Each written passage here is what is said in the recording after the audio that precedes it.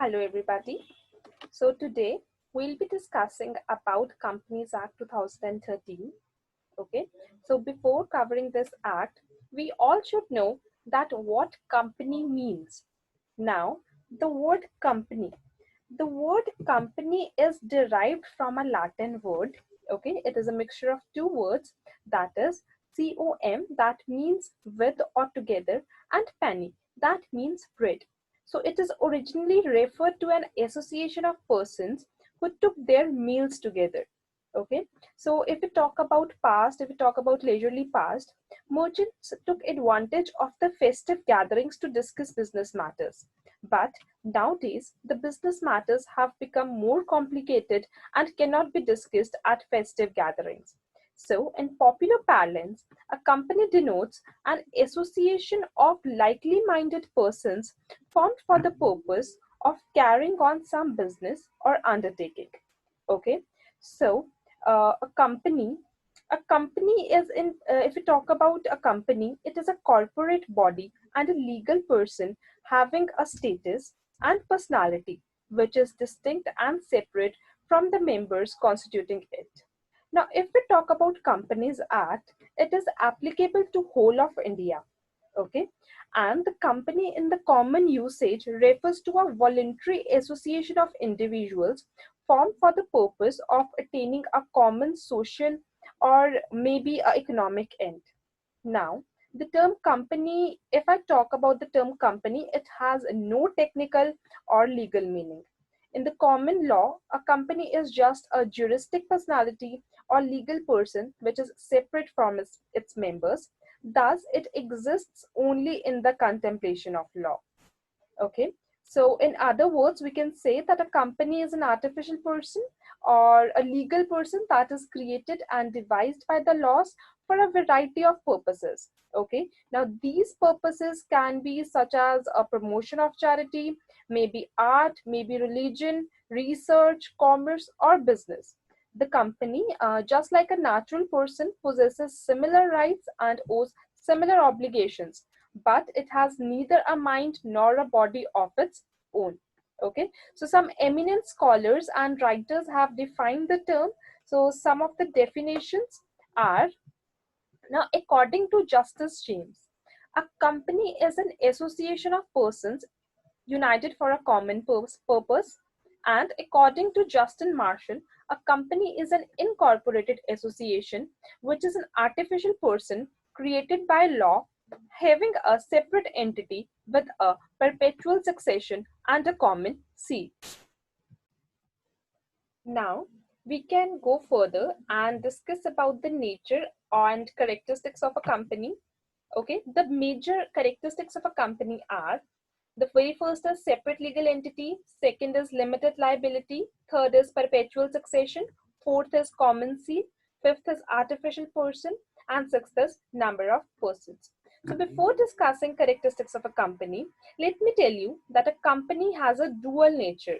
Okay, as an association of its member, but also as a person separate from its members. So as soon as necessary formalities of incorporation are satisfied, a new entity comes into existence, which is very separate, which is distinct from its directors and shareholders.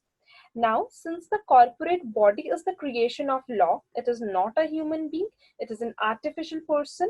Okay, and it is clothed with many rights, many obligations. It has powers, it has duties, but all these powers, these duties, rights, and obligations, these are prescribed by only and only law. So these six characteristics, these are the most striking characteristics of the company. So we'll be discussing them one by one. The very first is separate legal entity. Now, as per law, the company acquires separate legal entity after its incorporation. As a result, a company can enter into a contract with any of its member. It can buy property in its name, borrow or lend money. So a company being a legal person, we can say that a company being a legal person and entirely distinct from its member, the company is capable of owing The company is capable of enjoying and even disposing of property in its own name. The company is the real person in which all its property is vested and by which it is controlled, it is managed and disposed of as well. So a member does not even have an insurable interest in the property. Okay, the members who have formed the company, they do not have an insurable interest in the property. A company, being a legal person, has a right to acquire and possess and dispose the property in its own name. Its property is not that of the shareholders. Okay, so the second characteristic is a limited liability. Now, in limited liability, the liability of the shareholder is limited. In case of the financial losses, the liability of the shareholder is limited to the amount unpaid on their shares. Now, the privilege of limited liability for business debts is one of the principal advantages of doing business under the corporate form of organization. The company, being a separate person, is the owner of its assets and bound by its liabilities.